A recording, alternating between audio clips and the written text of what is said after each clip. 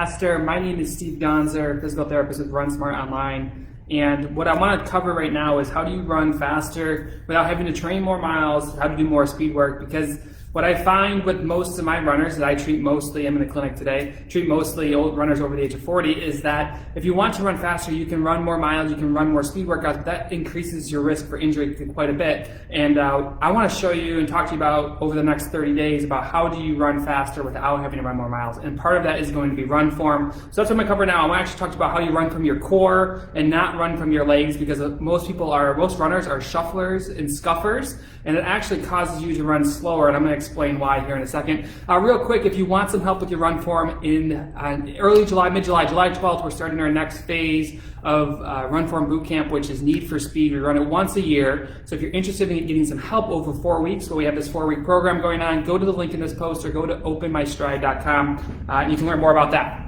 So obviously now I'm running the tire and I gotta make sure I yell so you can hear me, but the fact is when we run, most runners are running from the knees down, and it usually develops a lot of calf injuries, a lot of knee injuries, because they're really running. If you look at the trunk, I have bird legs to begin with, but down here they're strong muscles, but they're not the powerhouse. Your trunk, your core muscles, your glutes, and your front, what they call the front butt, which is your hip flexors, this is where your power region is, and we want to try to run from there. Now, a lot of runners think you just run from down there, but that's not the case. So, unfortunately, most runners do run from there, and this is what it looks like. So, as they swing the leg through, they never really get themselves to engage through their core and through their glutes, and they end up running with like the scissor gait pattern. So, if you ever look at a race photo and you have one foot out to the front, the other foot out to the back, and then you switch, and it's just this kind of like low swinging, scuffing of your feet.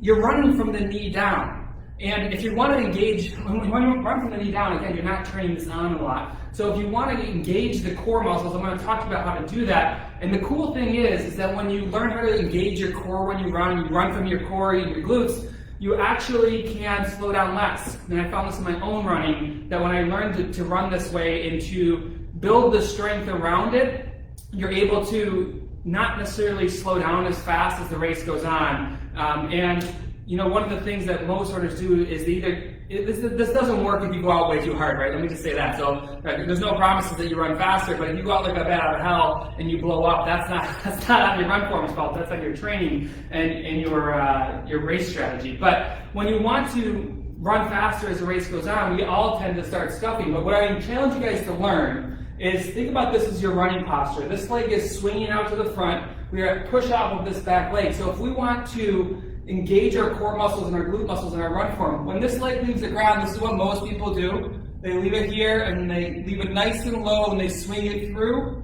until they hit their next stride. What you really should be focused on is that when this leg pushes off, is go into what we call the figure 4 position. Again, if you're interested in learning about this entirety and how to do this and make it work when you're running, go to the link in this post or openmystride.com.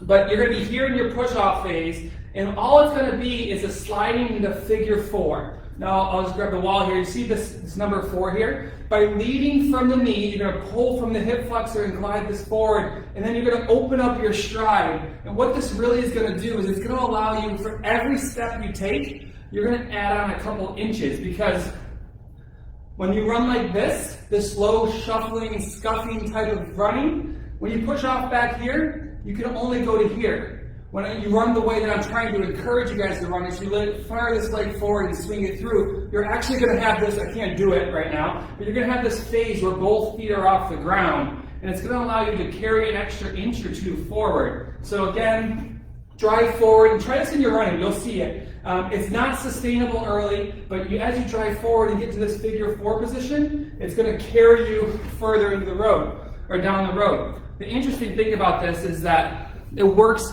really, really well when you start to get tired. If you're like most runners, myself included, as you get tired, you go into this phase of like, this sucks, I don't want to do this anymore, I want to can't wait till I'm done, I want that cold beer, I'm never doing this again is a common phrase. But what I challenge you guys to do is to start working this into your training, because when you learn the figure 4, it gives you a mental edge to shift to something else. When you can take your mind away from the I don't want to do this anymore in a long run or a race, you can shift towards your thinking about your run form. Okay, drive the knee, find my figure 4. We use a lot of different phrases of dialing the switch. and need for speed. And if you can learn to transition your mindset to your run form, it works out really well. This little figure 4 is just the start of what I'm going to be teaching, but it makes a huge difference. If you're someone who fades at the end of the race, someone who's looking to run a little bit faster, need for speed is all about how do you improve your running speed without having to train more miles and run more speed work. So if you're interested in learning how the whole process works, it's a 4-week boot camp that's coming up with myself and Patrick O'Connor. We're going to teach you everything we need to know about, or you need to know about making this work in your running. It's really cool. We had a great response last year. So check it out. Find your figure 4, try it on a run this week, and you'll immediately start to see your speed pick up. But there's a lot of things that you got to watch for so you don't mess this up and end up either gassed and walking home or hurting yourself. So check it out at openmystride.com or the link in this post, and I'll talk to you guys soon. Bye.